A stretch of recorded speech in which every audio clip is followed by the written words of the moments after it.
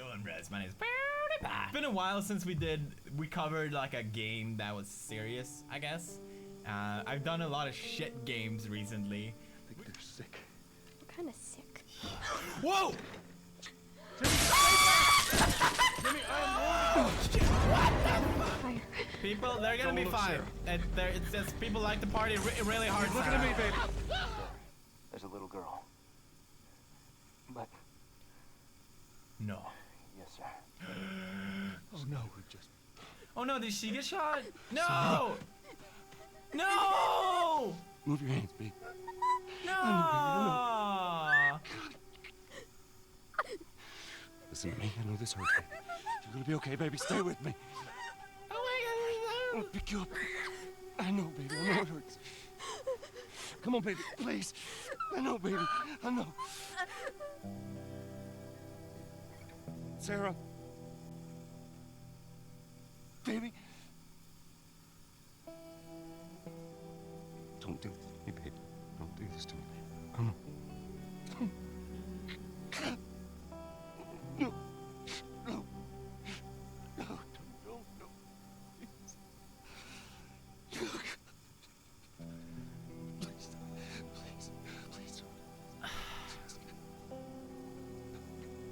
That is... What?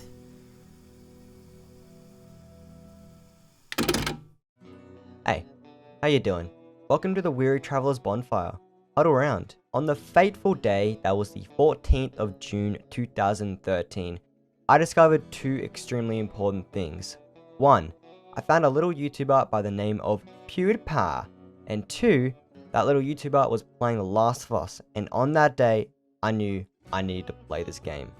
So, little 11-year-old me went to my local EB game store, which is just GameStop but in Australia, and said, "Mum, I know it's R18 plus, but I need this game.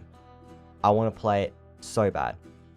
She was very cautious, but my mum was pretty awesome, and keeping me happy made her happy. So she bought it for me. The Last of Us, for better or worse, fundamentally made me who I am today. And by God, I feel bad for whoever grew up with this. Sorry, low blow, but like, Jesus, this is what kids should grow up playing. Not this. And tick.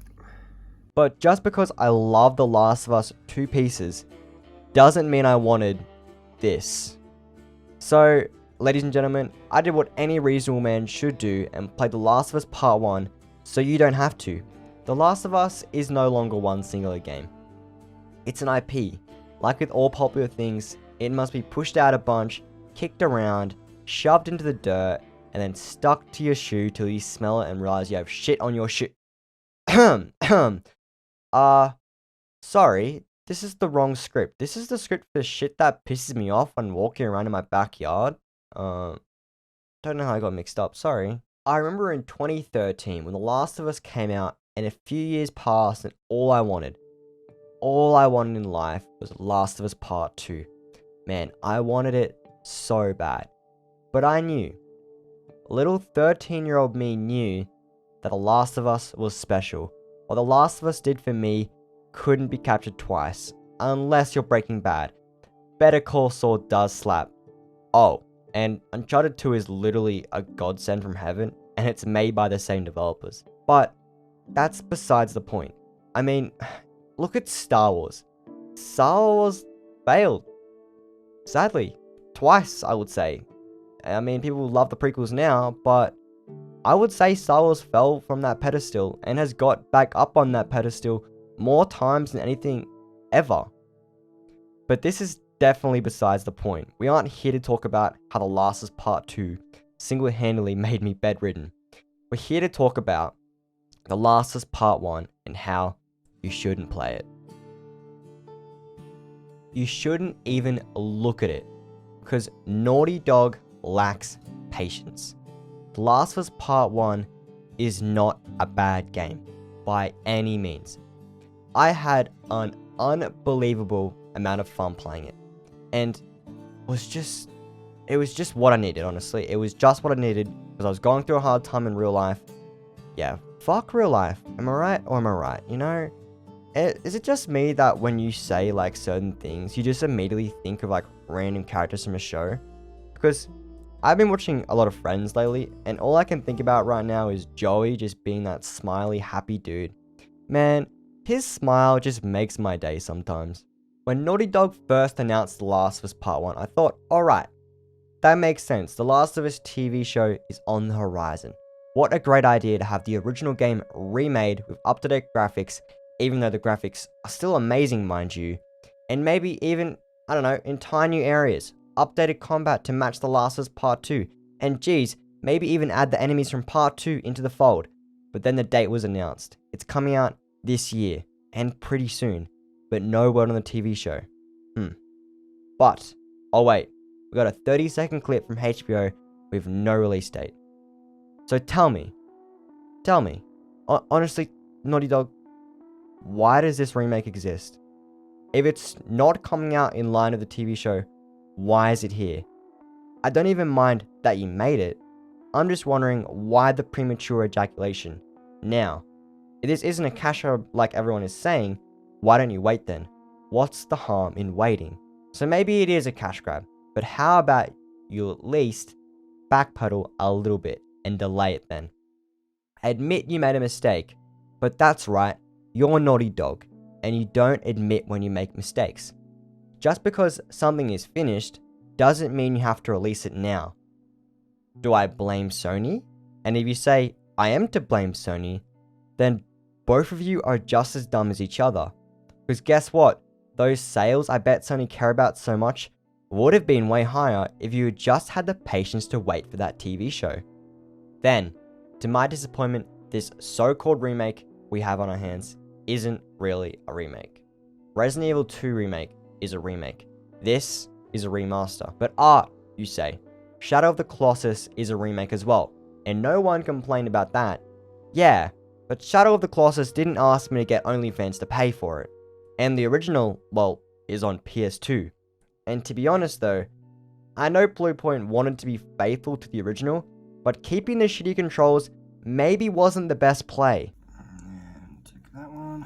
Initially when this remake was announced, I had a pure feeling of dread just come over me as I realized they were most certainly going to shove Abby into this game. But, to my surprise, not one single mention of Abby was made. Not even a peep from the doctor saying he has a kid or something. Abby's dad, I can't remember his name. Where are you? Hey, how you doing, man? What are you doing in here? Oh, hey, how you doing? You take her. Listen, This is our future. Think of all the lives we'll save. Abby's dad, oh, look at him, look at the kitty. What, triangle?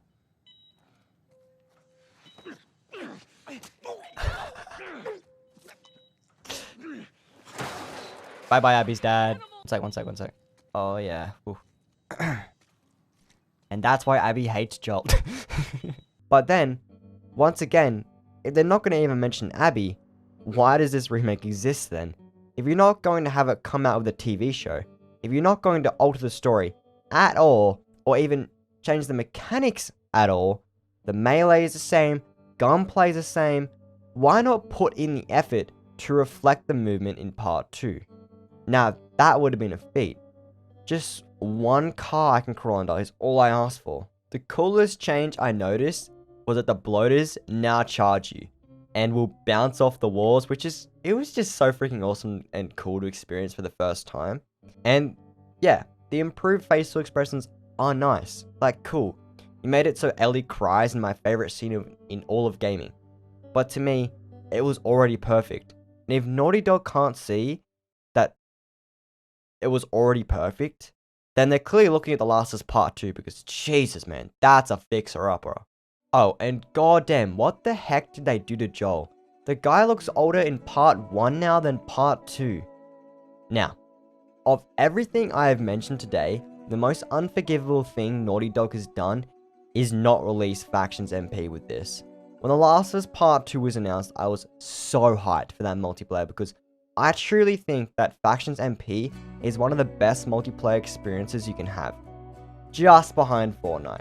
But, to my disappointment, The Last of Us Part 2 didn't have multiplayer.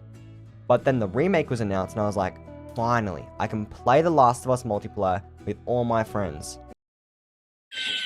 But then, once again, Naughty Dog disappointed me. Naughty Dog, you disappoint me a lot. I'm like that mum that thinks telling them that you're disappointed instead of being upset will make them care more. But boys, there is still hope. We're getting a Factions 2 multiplayer as a standalone game, supposedly in 2023. I've heard people say that this remake is okay, and use comparisons like, if you're an avid fan of a movie, for example, you would have no problem with spending $100 on a 4K ultra hard case collector's edition of that same movie you've seen 100 times. Well, the difference is, it's a movie. You've probably watched it for your first time at the cinema for like 10 to 20 bucks. Make it 100 if you bought popcorn and drink because they charge an arm and a leg for that shit. But otherwise, you're not paying much for that singular experience. And then we also have streaming services to take into account. But let's just say you did go all the way and bought that DVD, and let's just say you went the bare minimum and just bought the DVD, not Blu-ray, not any of that nonsense. That DVD in the grand scope is the same experience you're going to have from that Blu-ray version, unless it has some special edition stuff. But even then, that's just comparable to buying the deluxe edition of a game. But a remake in cinema is Charlie and the Chocolate Factory, or It. Hell, any Spider-Man movie after Tobey Maguire is a remake. If you want to take it back even further, it's a remake of the comics. When I hear the word remake, I think of a new experience, not what this is, because this is not a remake. This is a remaster. And if Naughty Dog can't even understand that being patient is sometimes the best, then why not, as the consumer, we be patient for them? And this, ladies and gentlemen, is why I'm telling you, do not buy The Last of Us Part 1, because you already did in 2013.